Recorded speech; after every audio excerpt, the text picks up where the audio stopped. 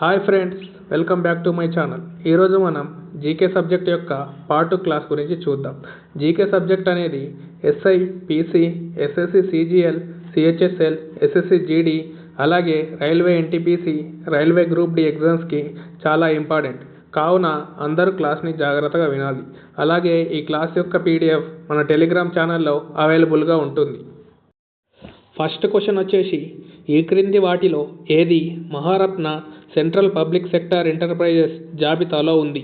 Option A central coal field limit, option B Coal India Limited, option C India Tourism Development Corporation, option D Cochin ship yard.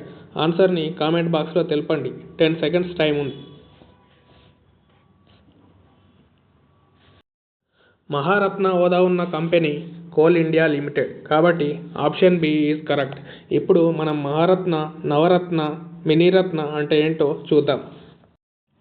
Maharatna హోదా పొందాలంటే 3 సంవత్సరాల పాటు 5,000 కోట్ల నికర లాభాన్ని కలిగి ఉండాలి. అలాగే భారతదేశంలో ప్రస్తుతం 14 మహారత్న కంపెనీలు ఉన్నాయి. అవేంటంటే Bharat heavy electric limited, Bharat petroleum corporation limited, coal India limited, Gayle India limited, Hindustan petroleum corporation limited, Indian oil corporation limited, NTPC limited, oil and natural gas corporation, power grid corporation of India, steel authority of India limited.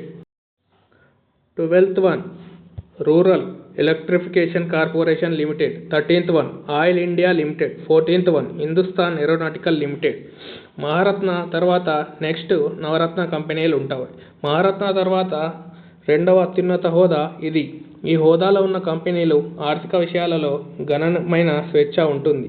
ప్రస్తుతం భారతదేశంలో 27 నవరత్న కంపెనీలు ఉన్నాయి. ఉదాహరణకు BEL, NMDC, RVNL, IRCTC, IRFC. గత 5 ఏళ్లలో 3 ఏళ్ల పాటు excellent లేదా వెరీ గుడ్ రేటింగ్ పొంది ఉండాలి. ఈ నవరత్న హోదా ఉన్న కంపెనీలలో 1000 కోట్ల వరకు ప్రభుత్వ అనుమతి లేకుండానే పెట్టుబడి పెట్టవచ్చు. Next one Miniratna. మినీరత్నలో 2 కేటగిరీలు ఉంటాయి. ఒకటవది కేటగిరీ 1, గత 3 ఏళ్లుగా వరుసగా లాభాలు గడిస్తూ ఉండాలి. అలాగే 3 ఏళ్లలో ఏదో ఒక సంవత్సరం 30 కోట్ల ముందస్తు పన్ను లాభం పొంది ఉండాలి. అలాగే వీరు ప్రభుత్వ అనుమతి లేకుండా 500 కోట్లు లేదా తమ నికర విలువకు సమానమైన మొత్తంలో ఏది తక్కువైతే అది పెట్టుబడి పెట్టవచ్చు. అలాగే కేటగిరీ 2లో 3 సంవత్సరాలు లాభాలు గడిస్తూ ఉండాలి. అలాగే నికర విలువకు పాజిటివ్గా ఉండాలి. వీరు 300 కోట్ల వరకు తమ పెట్టుబడిని పెట్టవచ్చు. సెకండ్ క్వశ్చన్, వర్గీకరణ శాస్త్ర పితామహుడు అని ఎవరిని పిలుస్తారు? First option Carl Linnaeus, second option Eichler, third option Engler, fourth option Bentham మరియు హూకర్. ఆన్సర్ని కామెంట్లో తెలపండి. 5 సెకండ్స్ టైం ఇస్తుంది. కరెక్ట్ ఆన్సర్ వచ్చేసి వర్గీకరణ పితామహుడు కార్ల్ లిన్నెయస్. ఇప్పుడు శాస్త్రాలు వారి యొక్క పితామహుల గురించి తెలుసుకుందాం. వర్గీకరణ శాస్త్ర పితామహుడు కార్లస్ లిన్నెయస్. జీవశాస్త్రం యొక్క పితామహుడు అరిస్టాటిల్. జంతు శాస్త్రం యొక్క పితామహుడు అరిస్టాటిల్. వృక్షశాస్త్రం యొక్క పితామహుడు థియోఫ్రాస్టస్. అలాగే జన్యు శాస్త్రం యొక్క పితామహుడు గ్రెహర్ మండల్. అలాగే ఆధునిక జన్యు శాస్త్రం యొక్క పితామహుడు టిహెచ్ మార్గన్. రోగనిరోధక శాస్త్రం యొక్క పితామహుడు ఎడ్వర్డ్ జెన్నర్. వైద్యశాస్త్రం యొక్క పితామహుడు హిప్పోక్రేట్స్. రక్త ప్రసరణ యొక్క పితామహుడు విలియం హార్వే. సూక్ష్మజీవశాస్త్రం యొక్క పితామహుడు ఆంటోనీ వాన్ లెవెన్హుక్. అలాగే ఆధునిక రసాయన శాస్త్రం యొక్క పితామహుడు ఆంటోనీ లావోయిజర్. భౌతిక శాస్త్రం యొక్క పితామహుడు గెలీలియో గెలీలీ. భారతీయ పునరుజ్జీవన పితామహుడు రాజారాం మోహన్ రాయ్. అలాగే భారతీయ అంతరిక్ష పితామహుడు విక్రమ్ సారాభాయ్. భారత క్షిపణి పితామహుడు ఏపీజే అబ్దుల్ కలాం గారు. అలాగే భారత హరిత విప్లవ పితామహుడు ఎంఎస్ స్వామినాథన్. భారత శ్వేత విప్లవ పితామహుడు వర్గీస్ కురియన్. భారత రాజ్యాంగ పితామహుడు బిఆర్ అంబేద్కర్. భారత పౌర విమానయాన పితామహుడు జేఆర్డి టాటా. థర్డ్ క్వశ్చన్ వచ్చేసి, ఏ రాజ్యాంగ సవరణ ద్వారా భారత రాజ్యాంగంలో పౌరుల ప్రాథమిక విధులను చేర్చారు? ఆప్షన్ 1 42వ రాజ్యాంగ సవరణ చట్టం, ఆప్షన్ 2 44వ రాజ్యాంగ సవరణ చట్టం, ఆప్షన్ 3 36వ రాజ్యాంగ సవరణ చట్టం. ఆప్షన్ 4 35వ రాజ్యాంగ సవరణ చట్టం. ఆన్సర్ను కామెంట్ బాక్స్లో తెలపండి. 10 seconds టైం. కరెక్ట్ ఆన్సర్ వచ్చేసి ప్రాథమిక విధులను 1976లో 42వ రాజ్యాంగ సవరణ ద్వారా చేర్చారు. ఇప్పుడు మనం మోస్ట్ ఇంపార్టెంట్ రాజ్యాంగ సవరణల గురించి తెలుసుకుందాం. 1976లో 42వ రాజ్యాంగ సవరణ ద్వారా ప్రాథమిక విధులను చేర్చారు. స్వరణ్ సింగ్ కమిటీ సిఫార్సుల మేరకు దీన్ని చేశారు. అలాగే రాజ్యాంగంలో 4th భాగంలో 51A అధికరణంలో ప్రాథమిక విధులను వివరించారు. ప్రారంభంలో 10 ఉండగా ఇప్పుడు 11 ప్రాథమిక విధులు ఉన్నాయి. 1వ రాజ్యాంగ సవరణ 1951 భూ సంస్కరణల రక్షణల కోసం 9వ షెడ్యూల్లో చేర్చారు. అలాగే 7వ రాజ్యాంగ సవరణ 1956 రాష్ట్రాల పునర్వ్యవస్థీకరణ గురించి ఇందులో కలదు. భాషా ప్రాతిపదికన 7వ రాజ్యాంగ సవరణ 1956లో చేశారు. రాష్ట్రాల పునర్వ్యవస్థీకరణ గురించి ఇందులో కలదు. భాషా ప్రాతిపదికన 14 రాష్ట్రాలు 6 కేంద్రపాలిత ప్రాంతాలను ఏర్పాటు చేశారు. 24వ రాజ్యాంగ సవరణ 1971లో అమల్లోకి వచ్చింది. ప్రాథమిక హక్కులతో సహా రాజ్యాంగంలోని ఏ భాగాన్నైనా సవరించే హక్కు పార్లమెంటుకు ఉందని స్పష్టం చేశారు. 42వ రాజ్యాంగ సవరణ 1976 దీన్నే మినీ రాజ్యాంగం అంటారు. పీఠికలో సామ్యవాద, లౌకిక, సమగ్రత పదాలు చేర్చారు. ప్రాథమిక విధులు 4thలో జోడించారు. 44వ రాజ్యాంగ సవరణ 1978 ఆస్తి హక్కును ప్రాథమిక హక్కుల జాబితా నుండి తొలగించారు. 300A కింద చట్టబద్ధమైన హక్కుగా మార్చారు. అలాగే 52వ సవరణ 1985 పార్టీ ఫిరాయింపుల నిరోధక చట్టం కింద తెచ్చారు. దీన్ని 10వ షెడ్యూల్లో చేర్చారు. 61వ రాజ్యాంగ సవరణ 1989 ఓటు హక్కును 21 years నుండి 18 yearsకు తగ్గించారు. 73వ రాజ్యాంగ సవరణ 1992 పంచాయతీరాజ్ సంస్థలకు రాజ్యాంగ హోదా కల్పించారు. దీన్ని 11వ షెడ్యూల్లో చేర్చారు. అలాగే 74వ సవరణ 1992 మున్సిపాలిటీలకు రాజ్యాంగ హోదా కల్పించారు. దీన్ని 12వ షెడ్యూల్లో చేర్చారు. అలాగే 86వ రాజ్యాంగ సవరణ 2002 ఉచిత నిర్బంధ విద్యను గురించి తెలుపుతుంది. ఇది ప్రాథమిక హక్కుగా మార్చారు. అలాగే 101వ సవరణ 2016 GST అమలులోకి తెచ్చారు. 103వ సవరణ 2019 EWS 10% రిజర్వేషన్ల గురించి తెలుపుతుంది. 4th క్వశ్చన్ వచ్చేసి భారత ప్రభుత్వ చొరవ అయిన ఇంద్రధనుష్ ఫ్రేమ్వర్క్ దేనికోసం ఉద్దేశించినది? ఫస్ట్ ఆప్షన్ వనరుల సమీకరణ. సెకండ్ ఆప్షన్ ప్రైవేట్ రంగ బ్యాంకుల సామర్థ్య పెంపు. థర్డ్ ఆప్షన్ ప్రభుత్వ రంగ బ్యాంకుల పునర్వ్యవస్థీకరణ. 4th ఆప్షన్ ప్రైవేట్ రంగు బ్యాంకుల పునర్వ్యవస్థీకరణ. ఆన్సర్ను కామెంట్లో తెలపండి. 10 seconds టైం ఇస్తుంది. కరెక్ట్ ఆన్సర్ వచ్చేసి మిషన్ ఇంద్రధనుష్ అనేది ప్రభుత్వ రంగ బ్యాంకుల పునర్వ్యవస్థీకరణ కోసం ఏర్పాటు చేసింది. ఇప్పుడు కొన్ని ప్రభుత్వ పథకాల గురించి చూద్దాం.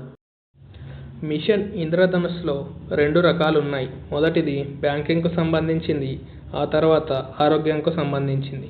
ప్రభుత్వ రంగ బ్యాంకుల పునర్వ్యవస్థీకరణ కోసం 7 అంశాలిక ప్రణాళికలను ఇందులో రూపొందించారు. అలాగే ఆరోగ్యంకు సంబంధించి పిల్లలకు మరియు గర్భిణీ స్త్రీలకు 12 రకాల వ్యాధుల నుండి రక్షణ కల్పించే సార్వత్రిక టీకా కార్యక్రమం ఇందులో పొందుపరిచారు. అలాగే శిశు మరణాల రేటు తగ్గించడం మరియు పూర్తి స్థాయిలో. నెక్స్ట్ జల్ జీవన్ మిషన్ గురించి తెలుసుకుందాం. 2024 నాటికి ప్రతి గ్రామానికి ఇంటింటికి ట్యాప్ కనెక్షన్ ద్వారా సురక్షితమైన తాగునీటిని అందించడం జల్ జీవన్ మిషన్ యొక్క లక్ష్యం. అలాగే నీటి ద్వారా వచ్చే వ్యాధులను అరికట్టడం మరియు మహిళలకు నీటి సరఫరా కోసం పడే కష్టాలను తగ్గించడం ఈ మిషన్ యొక్క లక్ష్యం. నెక్స్ట్ వచ్చేసి ఆయుష్మాన్ భారత్ మిషన్ గురించి తెలుసుకుందాం. ప్రపంచంలోనే అతిపెద్ద ప్రభుత్వ బీమా పథకం. ప్రతి కుటుంబానికి 5 లక్షల వరకు ఉచిత చికిత్స అందించడం దీని యొక్క లక్ష్యం. పేద మరియు మధ్యతరగతి ప్రజలకు ఖరీదైన వైద్యం అందుబాటులోకి తీసుకురావడం దీని యొక్క లక్ష్యం. స్వచ్ఛ భారత్ మిషన్ భారతదేశాన్ని బహిరంగ మల విసర్జన రహిత దేశంగా మార్చడం ఈ పథకం యొక్క ముఖ్య లక్ష్యం. నెక్స్ట్ వచ్చేసి డిజిటల్ ఇండియా మిషన్. ప్రభుత్వ సేవలను డిజిటల్ రూపంలో ప్రజలకు అందించడం మరియు ఇంటర్నెట్ కనెక్టివిటీని పెంచడం ఈ మిషన్ యొక్క ముఖ్య ఉద్దేశం. దీని యొక్క ప్రాముఖ్యత ఏంటంటే పారదర్శకతను పెంచడం, అవినీతిని తగ్గించడం మరియు పేపర్లెస్ పరిపాలనను ప్రోత్సహించడం ఈ డిజిటల్ ఇండియా మిషన్ యొక్క ముఖ్య లక్ష్యం.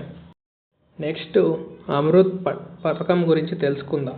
పట్టణాలలో మురుగునీటి వ్యవస్థ, నీటి సరఫరా మరియు పార్కుల వంటి మౌలిక సదుపాయాలను మెరుగుపరచడం ఈ పథకం యొక్క లక్ష్యం. పట్టణ జీవన ప్రమాణాలను పెంపొందించడం దీని యొక్క మొదటి లక్ష్యం. అలాగే నేషనల్ సోలార్ మిషన్ గురించి తెలుసుకుందాం.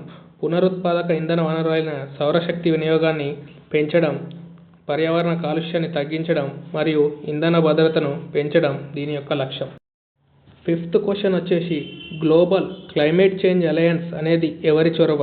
First option Greek union, second option world union, third option continental union, fourth option European union. ఆన్సర్ను కామెంట్ బాక్స్లో తెలపండి. 10 seconds టైం ఇస్తుంది.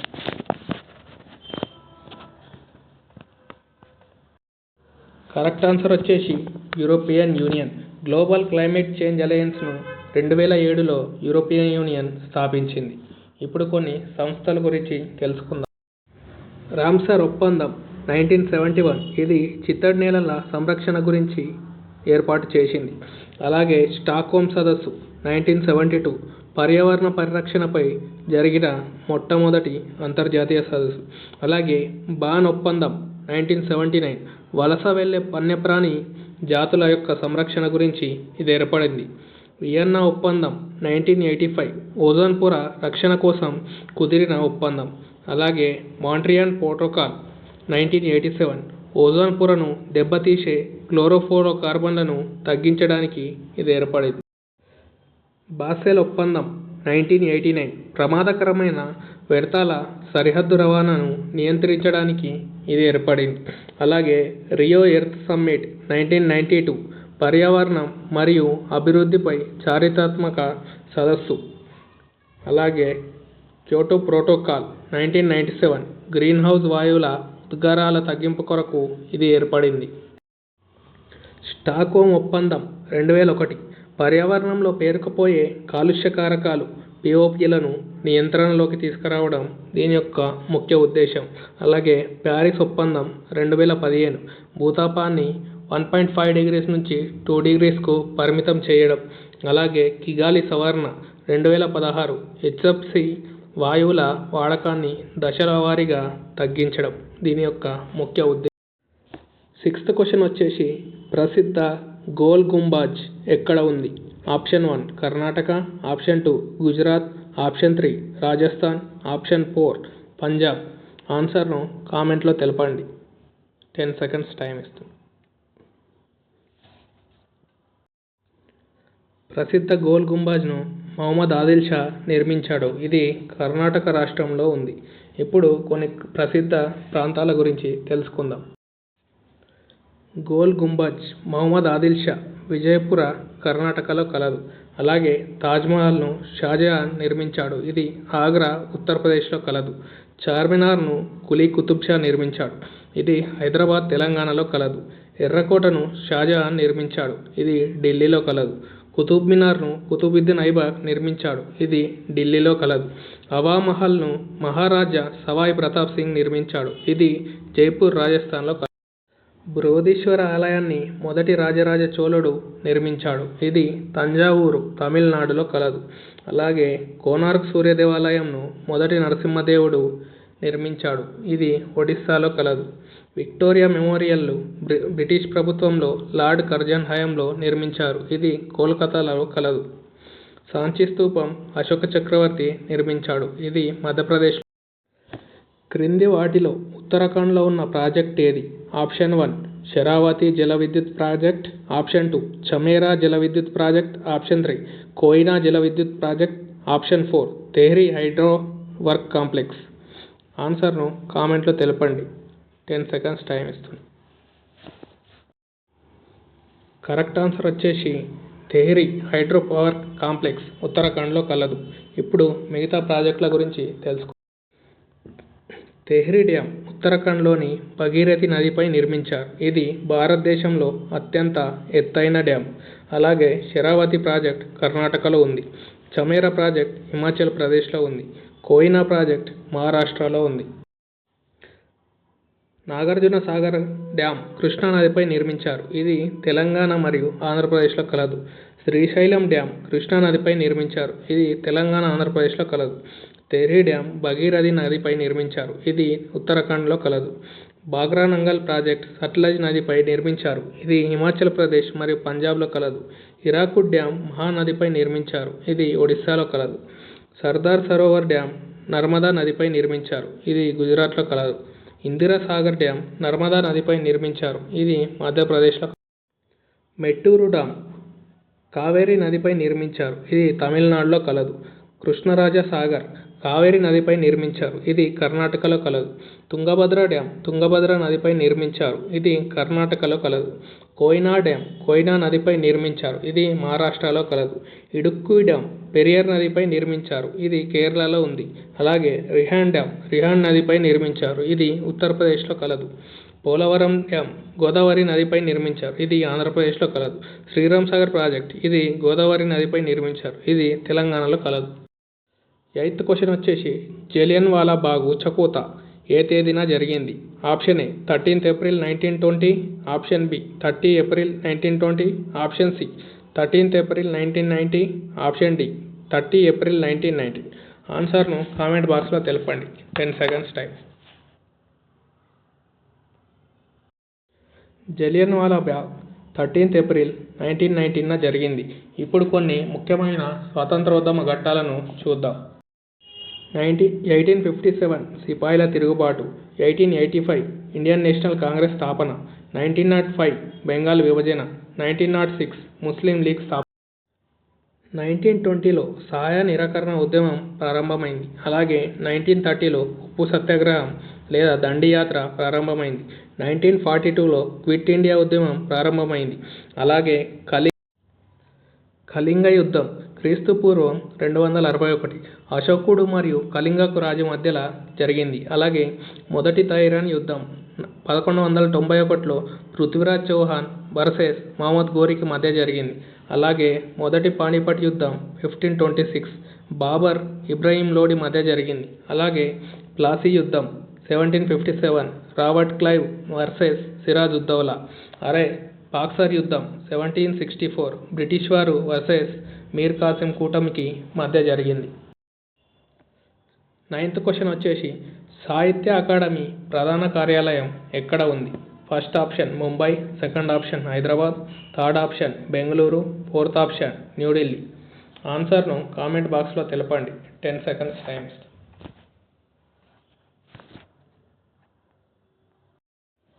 సాహిత్య అకాడమీ యొక్క ప్రధాన కార్యాలయం ఢిల్లీలో కలదు. కాబట్టి ఆప్షన్ 4 కరెక్ట్ ఆన్సర్. ఇప్పుడు కొన్ని అకాడమీలు వాటి యొక్క ప్రధాన కార్యాలయాలు ఎక్కడున్నాయో తెలుసుకుందాం. సాహిత్య అకాడమీ, సంగీత నాటక అకాడమీ, లలిత కళా academy, national school of drama, Indira Gandhi national centre for arts ఇవన్నిటి యొక్క ప్రధాన కార్యాలయం ఢిల్లీలో కలదు. కాబట్టి ఢిల్లీకి ఇవన్నీ గుర్తుపెట్టుకుంటే సరిపోతుంది. National defence academy Pune, Indian military academy Dehradun, national police academy హైదరాబాద్లో కలదు. ఎయిర్ ఫోర్స్ అకాడమీ దుండిగల్ హైదరాబాద్లో కలదు. ఇండియన్ నావల్ అకాడమీ ఎజిమాల కేరళలో కలదు. నెక్స్ట్ వచ్చేసి national academy of agriculture research management హైదరాబాద్లో కలదు. Lal Bahadur Shastri national academy of administration ముస్సోరిలో కలదు. అలాగే ఇందిరాగాంధీ నేషనల్ ఫారెస్ట్ అకాడమీ డెహ్రాడూన్లో కలదు. 10th క్వశ్చన్ వచ్చేసి Bhabha atomic research centre park ఎక్కడ ఉంది? First option Tarapur, second option Hyderabad, third option Mumbai, fourth option Chennai. ఆన్సర్ను కామెంట్లో తెలపండి. 10 seconds టైం. బార్క్ యొక్క ప్రధాన కార్యాలయం ముంబైలో ఉంది. ఇప్పుడు కొన్ని సంస్థల యొక్క ప్రధాన కార్యాలయాలు తెలుసుకుందాం. ఆర్బీఐ యొక్క ప్రధాన కార్యాలయం ముంబైలో కలదు. అలాగే ఇస్రో యొక్క ప్రధాన కార్యాలయం బెంగళూరులో కలదు. డిఆర్డిఓ యొక్క ప్రధాన కార్యాలయం న్యూఢిల్లీలో కలదు. అలాగే సెబీ యొక్క ప్రధాన కార్యాలయం ముంబైలో కలదు. నాబార్డ్ యొక్క ప్రధాన కార్యాలయం ముంబైలో కలదు. బీసీసీఐ యొక్క ప్రధాన కార్యాలయం ముంబైలో కలదు. అలాగే బీమా నియంత్రణ మరియు అభివృద్ధి సంస్థ యొక్క ప్రధాన కార్యాలయం హైదరాబాద్లో కలదు. నీతి ఆయోగ్ యొక్క ప్రధాన కార్యాలయం ఢిల్లీలో కలదు. అలాగే బాబా అటామిక్ రీసెర్చ్ సెంటర్ యొక్క ప్రధాన కార్యాలయం ముంబైలో కలదు. సిడ్బీ యొక్క ప్రధాన కార్యాలయం లక్నోలో కలదు. ఈ క్లాస్ యొక్క పీడిఎఫ్ మన టెలిగ్రామ్ ఛానల్లో లభిస్తుంది. టెలిగ్రామ్ ఛానల్ యొక్క లింక్ డిస్క్రిప్షన్లో ఉంది. అలాగే మన క్లాస్ నచ్చినట్లయితే వీడియోని లైక్ చేయండి. అలాగే మన ఛానల్ని సబ్స్క్రైబ్ చేయండి. Thank you for watching.